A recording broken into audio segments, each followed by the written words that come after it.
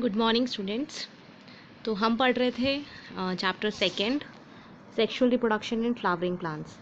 तो पीछे मैंने आपको बताया था मेल पार्ट के बारे में, मेन्स जो मेल रिप्रोडक्टिव पार्ट होता है फ्लावर में, जिसे हम स्टेमन कहते हैं। तो हमने पीछे पढ़ा था कि स्टेमन जो होता है उसके ऊपर जो पोर्शन होता है इसे हम एंथर कहते हैं, और इसके नीचे जो जाता है इसे हम फिलामेंट कहते हैं। फिर जब हम इस एंथर का ट्रांसफर सेक्शन, ट्रांसफर्स का मतलब होता है जब हम ऐसे किसी चीज़ को काटते हैं तो उसका जो स्ट्रक्चर निकल कर आता है, उसकी जो एनाटॉमी निकल कर आती है, ऐसे सेक्शन को हम ट्रांसफर सेक्शन कहते हैं।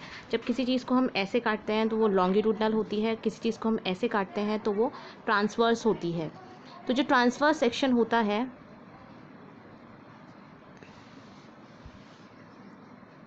उसमें आपने देखा होगा कि 4 लेयर्स निकली थी। पीछे रिवाइज करा रही हूँ मैं, इस टाइप से हमारा स्ट्रक्चर निकल कर आया था। इस स्ट्रक्चर में सबसे बाहर वाली जो लेयर थी उसे हमने एपिडर्मिस कहा था, उसके अंदर वाली जो लेयर थी उसे हमने एंडोथीशियम कहा था, उसके अंदर जो लेयर थी उसे हमने मिडल लेयर कहा था, और इसके अंदर उसके अंदर एक और लेयर थी जिसे हमने टेप्टम कहा था, और इसके अंदर एक हमें गोल इस टाइप का स्ट्रक्चर नज़र आता है जिसके अंदर बहुत सारे सेल्स प्रेजेंट होते हैं, और इसको हम स्पोरोजीनस टिश्यू कहते हैं। इस स्पोरोजीनस टिश्यू में बहुत सारे सेल्स प्रेजेंट होते हैं जो कि डिप्लॉइड होते हैं। डिप्लॉइड मतलब 2n होते हैं, जिनमें मियोसिस होती है, और मियोसिस होने के बाद उससे n नंबर ऑफ गैमेट बनते हैं जिसे हम माइक्रोस्पोर टेट्राड कहते हैं, और इस पूरे प्रोसेस को हम माइक्रोस्पोरोजेनेसिस कहते हैं। माइक्रोस्पोरो मतलब माइक्रोस्पोर का बनना, जहाँ भी जेनेसिस वर्ड आता है उसका मतलब होता है formation. Formation of 4 microspore is known as microsporogenesis. तो मैं आज उसी के आगे कंटिन्यू करने वाली हूँ। जब हमने स्पोरोजीनस टिश्यू पढ़ लिया था जिसमें हर एक सेल जो होती है वो कैपेबल होती है 4 माइक्रोस्पोर टेट्राड बनाने के लिए। दोबारा से बता देती हूँ इस वाले प्रोसेस को। ये हमारा है microsporogenesis. As each of the cell of microsporogenous tissue is capable of give rise to microspore tetrad. इस लाइन का मतलब है हर एक सेल जो है, इसके अंदर जितने भी सेल्स प्रेजेंट हैं, हर सेल कैपेबल है। ये सेल 4 माइक्रोस्पोर टेट्राड बना सकती है, ये भी सेल 4 माइक्रोस्पोर टेट्राड बना सकती है, ये सेल भी 4 माइक्रोस्पोर टेट्राड बना सकती है। तो इन सेल्स को हम कहते हैं पोलन मदर सेल या फिर माइक्रोस्पोर मदर सेल। ये जो मदर सेल्स हैं ये हैं 2n, और जब ये मियोसिस में जाती हैं तो ये 4 टेट्राड बनाती हैं जो होते हैं n। तो ये समझ आ गया होगा आपको कि जो मदर सेल से मियोसिस करवाकर जो हमने ये 4 टेट्राड्स बनाए हैं मियोसिस की मदद से, इसी प्रोसेस को हम माइक्रोस्पोरोजेनेसिस कहते हैं। इसकी प्लॉइडी होती है 2n और इनकी प्लॉइडी होती है n। जो ये 4 माइक्रोस्पोर्स होते हैं ये क्लस्टर में प्रेजेंट होते हैं, और इसीलिए इनको माइक्रोस्पोर टेट्राड कहते हैं। इनकी अलग अलग शेप हो सकती है, ये ऐसे टेट्रागोनल स्ट्रक्चर के हो सकते हैं, टी शेप के हो सकते हैं, जैसे मान लीजिए ये 4 हो गए, 1 2 3 4, तो ये टी शेप हो गए। कुछ ऐसे हो सकते हैं इस टाइप के टेट्राहेड्रल स्ट्रक्चर। कुछ आपके पास लीनियर हो सकते हैं, सीधे सीधे जब प्रेजेंट होंगे तो उसे लीनियर कहेंगे। तो ये अलग अलग शेप के होते हैं, लेकिन ये हमेशा जुड़े हुए मिलेंगे, क्लस्टर में मिलेंगे। जब ये जुड़े हुए मिलते हैं तो इन्हें माइक्रोस्पोर टेट्राड कहते हैं।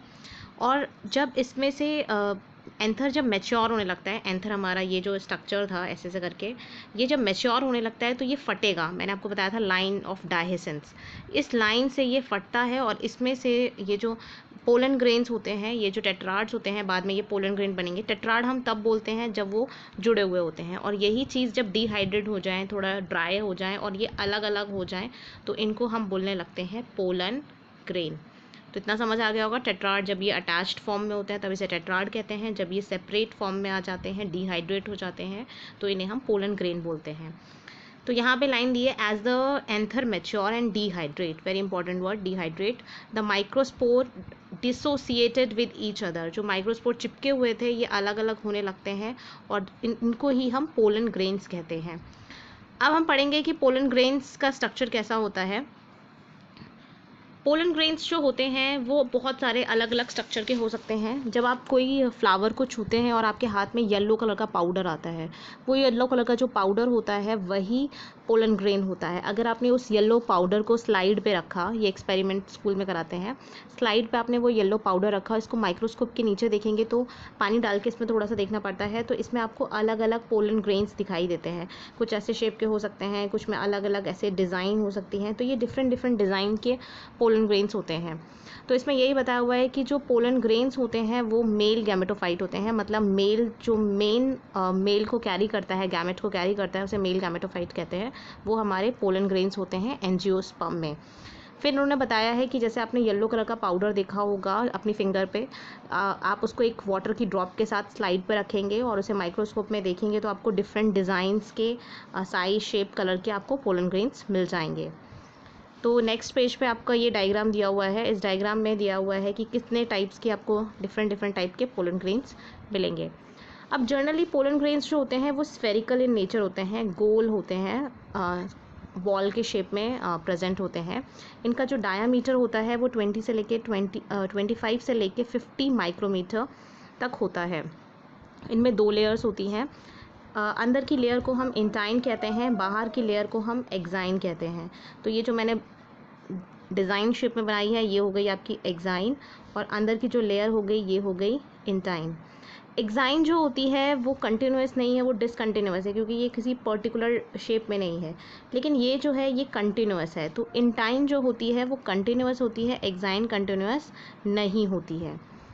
नेक्स्ट आता है एक्साइन पर एक sporopollenin, most important word, sporopollenin present होता है। ये जो हमने ऐसे स्ट्रक्चर बनाया है, ये स्पोरोपोलिनिन इतना टफेस्ट सब्सटेंस है कि इस पर कोई एसिड डालें, कोई बेस डालें, कुछ भी एंजाइम डालें, लेकिन इस पर कोई फ़र्क नहीं पड़ेगा।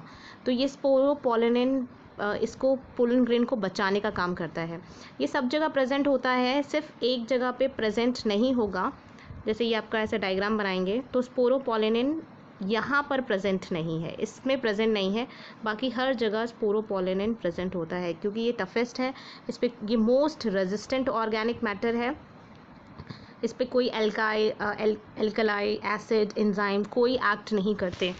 तो एक्साइन जो होती है वो बनी होती है स्पोरोपोलिनिन की। टीचर का फेवरेट क्वेश्चन यही होता है कि एक्साइन किसकी बनी होती है, उसका आंसर आएगा स्पोरोपोलिनिन की।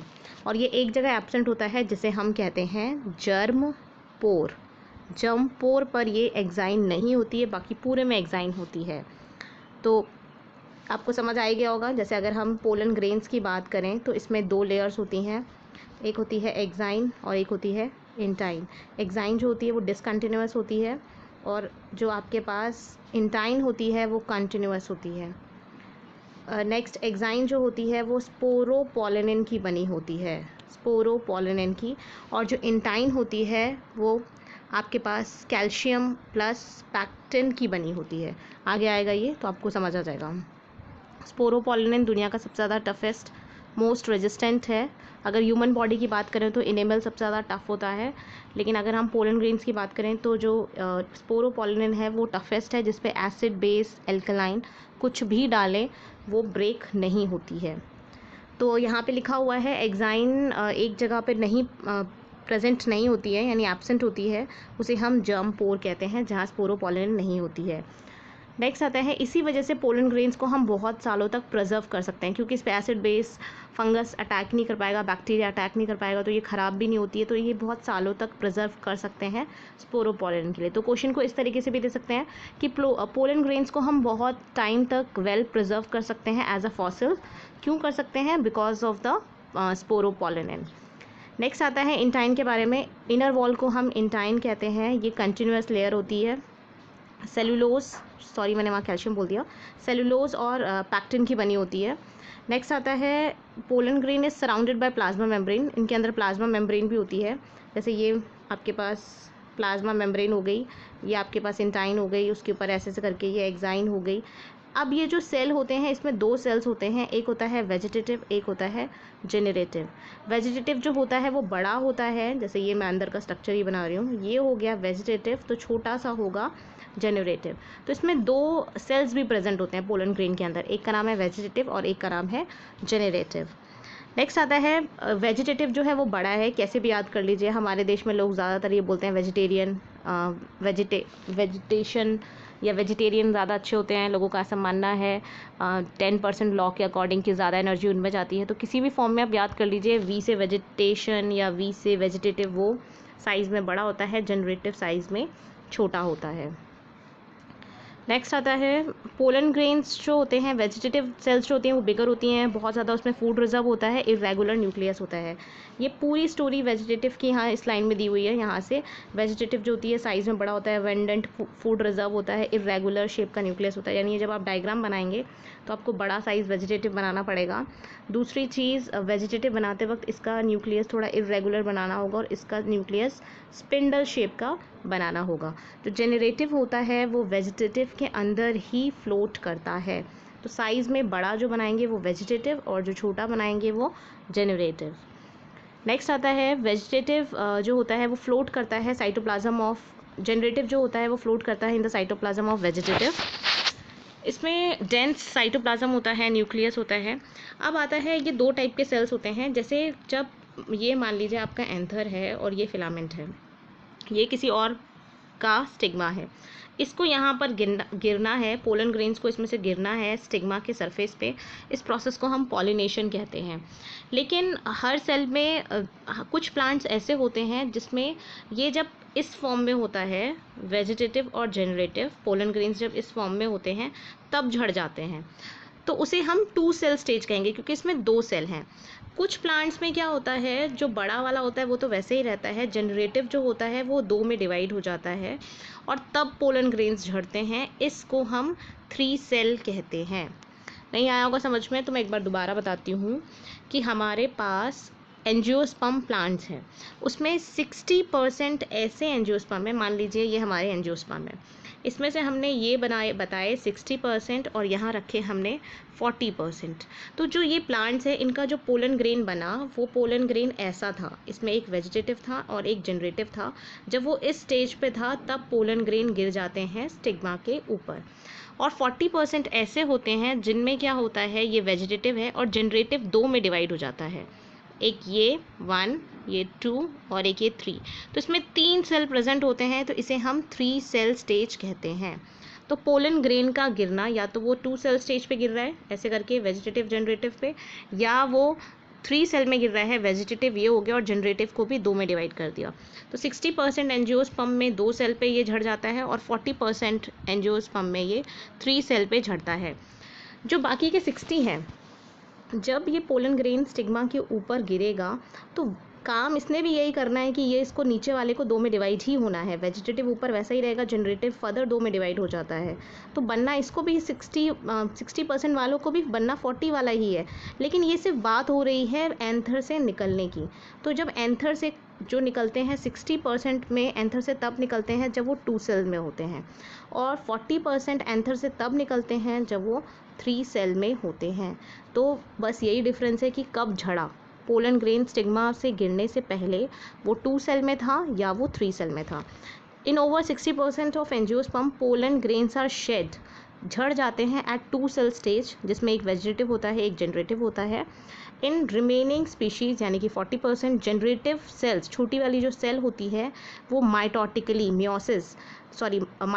मीन्स माइटोसिस, यानी कि अगर ये 2n है तो ये भी 2n ही होगा। माइटोसिस की मदद से वो डिवाइड हो जाती है और उसमें 2 मेल गैमेट बन जाते हैं और इसको हम 3 सेल कहते हैं। 3 सेल में एक और बार बता देती हूँ, जैसे ये आपके पास जनरेटिव है छोटी वाली और ये वेजिटेटिव है। ये जो छोटी वाली है ये माइटोसिस करेगी, यानी कि अगर इसमें 2n क्रोमोसोम है तो इसमें भी 2n रहेंगे। अब यहाँ तो 2n होंगे नहीं क्योंकि हमने पढ़ लिया पोलन ग्रेन्स कैसे होते हैं, n होते हैं। तो ये जो छोटी वाली जो सेल थी, ये छोटी वाली सेल फर्दर डिवाइड करेगी, n से n ही बनाएगी माइटोसिस में, और 2 मेल गैमेट बन जाएंगे, एक ये वाला मेल गैमेट और एक ये मेल गैमेट, और ये बड़ी वाली जो सेल्स होगी ये आपके पास वेजिटेटिव सेल कहलाएगी। आई होप इतना समझ आ गया होगा। ये है पोलन ग्रेन का डायग्राम, इन्होंने बताया है, ये सर्कुलर हो गया, इसके ऊपर आप एक एग्जाइन भी बना सकते हैं, इन्होंने एग्जाइन नहीं बनाई है। वैक्यूल्स हो गए, न्यूक्लियस हो गया, ये ऊपर वाला जैसे यहाँ अच्छे से दिखाया है ये वेजिटेटिव सेल हो गया बड़ा वाला, और ये छोटा वाला जनरेटिव सेल हो गया। अब इसमें ये बताया है कि वेजिटेटिव का ये जो न्यूक्लियस होता है वो इर्रेगुलर होता है, इसका जो न्यूक्लियस होता है वो स्पिंडल शेप का होता है। अब ये 2 सेल में अगर झड़ जाएगा 60% में ये ऐसे ही झड़ जाएगा, लेकिन जो बाकी के जो 40% है उसमें ये जो छोटा वाला है ये 2 में डिवाइड हो जाएगा, एन क्रोमोसोम में। तो ये जो एन क्रोमोसोम है ये है मेल गैमेट। और जो ये 2 सेल वाले झड़ के स्टिग्मा पे यहाँ पहुँचेंगे, ये भी वही काम करेंगे, बाद में डिवाइड करेंगे। इन्हें भी बनना वही है, एन और एन, लेकिन 2 सेल वाले बाद में डिवाइड करते हैं, स्टिग्मा पे पहुँच कर डिवाइड करते हैं, और 3 सेल वाले निकलने से पहले ही डिवाइड होके निकलते हैं। नेक्स्ट टॉपिक कहता है पोलन ग्रेन्स जो होते हैं बहुत सारी एलर्जीज़ भी करते हैं। जैसे कुछ लोगों को फ्लावर से एलर्जी होती है क्योंकि उनमें पोलन ग्रेन्स प्रेजेंट होते हैं, तो ये क्रॉनिक रेस्पिरेटरी डिजीज़ भी करते हैं। तो पोलन ग्रेन्स जो होते हैं वो कौन कौन सी प्रॉब्लम्स क्रिएट करते हैं, जैसे अस्थमा, ब्रोंकाइटिस, इस टाइप की करते हैं।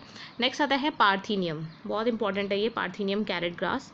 आपने देखा होगा कि इसमें इसके पत्ते जो होते हैं वो गाजर की तरह होते हैं, इसलिए इसको कैरेट ग्रास कहते हैं। और इसके ऊपर जो फ्लावर आता है बहुत छोटा सा होता है लेकिन स्टार शेप का होता है, और ये जनरली आसपास जहाँ पे भी झाड़ी होती है वहाँ पर दिख जाती है। ये कैरेट ग्रास ज़रूर देखिएगा गूगल पे सर्च करके, ये आपने देखी होगी लेकिन आपको पता नहीं है कि इसे कैरेट ग्रास कहते हैं। ये इंडिया में नहीं होती थी, ये हमने जब एक टाइम वीट को एक्सपोर्ट किया, बाहर के देशों से हमने जब वीट मंगाया तो उसके साथ ये कंटामिनेटेड फॉर्म में आ गई। जैसे आपने सुना होगा गेहूं के साथ घुन आ जाता है, उसी तरीके से गेहूं के साथ यानी वीट के साथ ये हर जगह इम्पोर्ट हो गई। और आज ये यूबिक्यूटस, ये एक इंग्लिश वर्ड है जो लोगों को इसका मतलब नहीं पता होता है। यूबिक्यूटस का मतलब होता है जो प्रेजेंट हो हर जगह, प्रेजेंट एवरीवेयर। आज ये इंडिया में हर जगह मिल जाती है और ये बहुत ज़्यादा एलर्जी कॉज करती है, लोगों में प्रॉब्लम क्रिएट करती है रेस्पिरेटरी। तो इसका डायग्राम आप ज़रूर देखेंगे, या तो आप सिंपली कैरेट ग्रास डाल के गूगल पे सर्च कर लीजिए, या इसका साइंटिफिक नेम पार्थीनियम डाल के सर्च कर सकते हैं, जो पोलन एलर्जी करती है। तो इस टॉपिक में खाली पोलन ग्रेन्स से रिलेटेड उसकी एलर्जीज़ के बारे में बताया है, उसमें रेस्पिरेटरी प्रॉब्लम्स के बारे में बताया है जिन्हें हम ब्रोंकाइटिस और एस्थमा कहते हैं, और सबसे इम्पॉर्टेंट है पार्थीनियम, जो एक कैरेट ग्रास होती है जो इंडिया में कंटामिनेटेड फॉर्म में आई थी। जब हमने वीट को इंपोर्ट किया था, हमने दूसरे देश से वीट मंगाया था, उसके संग इसके बीज भी आ गए थे, और ये आजकल हर जगह प्रेजेंट है इंडिया में। पोलन ग्रेन से एलर्जी ही नहीं होती है, पोलन ग्रेन्स बहुत इंपॉर्टेंट भी होते हैं खाने के लिए, जैसे कि इनमें बहुत सारे न्यूट्रिएंट प्रेजेंट होते हैं। ये आजकल फैशन बनता जा रहा है, लोग इसे टैबलेट की फॉर्म में लेते हैं, तो एज अ फूड सप्लीमेंट इनसे एनर्जी मिलती है, इसलिए लोग इसे टैबलेट की फॉर्म में खाते भी हैं। इसके टैबलेट्स बनती हैं, इसके सिरप्स बनते हैं, और ये इंक्रीज़ करते हैं परफॉर्मेंस। जो एथलीट्स होते हैं, भागने वाले लोग होते हैं, जिन्हें हिंदी में धावक कहते हैं, जो रेस करते हैं, या फिर रेस हॉर्स जिन घोड़ों को दौड़ाया जाता है, उन्हें पोलन ग्रेन्स की टैबलेट्स और सिरप्स पिलाया जाता है जिससे उनकी परफॉर्मेंस इंक्रीज़ हो जाए। तो ये इम्पॉर्टेंस आ जाती है पोलन ग्रेन्स की, क्या इंपॉर्टेंस है, हम उन्हें कैसे यूज़ कर सकते हैं। तो आप सिंपली लिख सकते हैं कि पोलन ग्रेन आजकल मार्केट में यूज़ हो रहे हैं एज अ सिरप और टैबलेट्स की फॉर्म में। नेक्स्ट आता है ये जो पोलन ग्रेन्स होते हैं, ये रहा हमारा एंथर, और इसमें से ये पोलन ग्रेन गिरे तो ये कब तक वाइबल होंगे। वाइबल का मतलब है कब तक ठीक होंगे कि ये जर्मिनेट कर सकते हैं स्टिग्मा पे। जैसे कोई भी चीज़ होती है वो कब तक सही फॉर्म में रहती है। जैसे आपने ब्रेड खरीदी है तो वो ब्रेड कब तक खाने लायक रहेगी। एक टाइम के बाद वो उसका टेस्ट ख़राब हो जाता है, वो सड़ने लगती है, वो ख़राब होने लगती है। इसी तरीके से पोलन ग्रेन एक टाइम तक ठीक होते हैं जब तक उनमें फर्टिलाइजिंग कैपेसिटी है, उसको हम कहते हैं वाइबिलिटी। तो वाइबिलिटी कितने पोलन ग्रेन्स की कब तक हैं कि वो गिरने, जब वो एंथर से यहाँ से निकल कर गिर गए, अब कितने घंटे तक, कितने मिनट तक, कितने महीने तक, कितने सालों तक ये ठीक रहेंगे, इसी वर्ड को हम कहते हैं वाइबिलिटी। तो पोलन ग्रेन्स की डिफरेंट वाइबिलिटी होती है कि वो कब तक ठीक हैं, कब तक फर्टिलाइज़ कर सकते हैं। तो इसमें ये बताया है कि ये कुछ मंथ से लेके, कुछ मिनट से लेके डिफरेंट होती है। तो जैसे cereal such as rice and wheat, इनकी वाइबिलिटी होती है 30 मिनट्स, यानी वो 30 मिनट्स तक ठीक रहेंगे, आधे घंटे तक ठीक रहेंगे झड़ने के बाद। जैसे ये प्लांट है उसमें से पोलन ग्रेन निकला तो ये 30 मिनट्स तक ठीक रहेगा। अगर इसको स्टिग्मा मिल गया तो ये जाके फर्टिलाइज़ कर देगा, अदरवाइज़ 1 घंटा हो जाए तो ये ख़राब हो जाएगा, 40 मिनट्स हो जाए तो ये ख़राब हो जाएगा। तो ये 30 मिनट्स तक रहता है किस में, सीरियल्स में जैसे कि राइस और व्हीट में। वहीं फैमिली रोजेसी होती है रोज़ की फैमिली। लेग्यूमिनेसी जितनी भी दाल होती हैं, अरहर, मूंग और आपके पास ग्राम, चना, ये जितनी भी दाल होती हैं उन सारी फैमिलीज़ को हम लेग्यूमिनेसी, मटर, ये सब इस लेग्यूमिनेसी फैमिली में आता है। सोलेनेसी हमारी आलू, शिमला मिर्च, मिर्ची, इन सब की फैमिली को हम सोलेनेसी कहते हैं। तो ये जो 3 फैमिली है, रोजेसी यानी एप्पल और रोज़ वाली फैमिली, लेग्यूमिनेसी यानी दाल वाली फैमिली, सोलेनेसी यानी पोटैटो वाली फैमिली, तो ये जो 3 फैमिलीज़ हैं इनकी वायबिलिटी मंथ तक है, 1 मंथ, 1 मंथ तक ये ठीक रहेंगे पोलन ग्रेन्स। तो यहाँ पे वायबिलिटी के बारे में बताया है, तो 2 वायबिलिटी बताया, एक 30 मिनट्स की जो कि राइस और व्हीट में होती हैं, और लेग्यूमिनेसी, सोलेनेसी और रोजेसी में 1 मंथ के लिए होती हैं। अब हम पोलन ग्रेन्स को स्टोर भी कर सकते हैं, जैसे बैंक होती है हमारे पास, हम मनी को स्टोर करके रखते हैं या मनी करते हैं, ब्लड बैंक होती है। इसी तरीके से हमारे पास पोलन बैंक्स भी होती हैं। तो पोलन बैंक्स में हम पोलन ग्रेन को स्टोर कर सकते हैं। तो इस प्रोसेस को हम बोलते हैं क्रायो प्रिजर्वेशन। ये वर्ड आपकी बुक में यहाँ नहीं दिया है लेकिन पीछे के चैप्टर्स में दिया हुआ है, तो आप लिख लीजिएगा क्रायो प्रिजर्वेशन। तो क्रायो प्रिजर्वेशन क्या होता है? CRYO, cryo preservation. तो क्रायो प्रिजर्वेशन क्या होता है? जब हम इसको किसी भी पोलन ग्रेन को या किसी भी चीज़ को हम -196 डिग्री सेल्सियस पे रखते हैं लिक्विड नाइट्रोजन में। तो यहाँ लिखा हुआ है, जैसे हम ह्यूमंस में हम सीमेन, स्पर्म को भी रख सकते हैं, किसी भी चीज़ को हम स्टोर कर सकते हैं। तो ऐसे ही जब हम पोलन ग्रेन को स्टोर करते हैं liquid nitrogen, very very important, liquid nitrogen, और टेम्परेचर तो उससे भी ज़्यादा इंपॉर्टेंट, -196 डिग्री सेल्सियस। तो इन पोलन को हम स्टोर करके रख सकते हैं अपने आगे किसी भी ब्रीडिंग प्रोग्राम के लिए। तो इस प्रोसेस को हम क्रायो प्रिजर्वेशन कहते हैं। तो ये बहुत इंपॉर्टेंट है कि क्रायो प्रिजर्वेशन क्यों होता है। जैसे हम बैंक रखते हैं वैसे ये पोलन बैंक होती हैं, उसमें हम लिक्विड नाइट्रोजन में पोलन ग्रेन्स को रख सकते हैं -196 डिग्री सेल्सियस पे, और इस प्रोसेस को हम क्रायो प्रिजर्वेशन कहते हैं। आई होप इतना आपको समझ आ गया होगा। तो मैं आज यहीं तक बता रही हूँ, कल मैं आगे फीमेल वाला टॉपिक बताऊँगी। तो यहाँ तक पढ़ लीजिए, एक बार दोबारा से चेक कर लीजिए वीडियो स्टार्टिंग से लेके अभी तक कि आपको समझ आई है नहीं, और मुझे प्लीज़ कमेंट में बताइए, शेयर कीजिए, कमेंट में बताइए कि आपको समझ आ रहा है या नहीं आ रहा है, और अपने बाकी के फ्रेंड्स को भी ये वीडियो शेयर कर दीजिए। Thank you so much.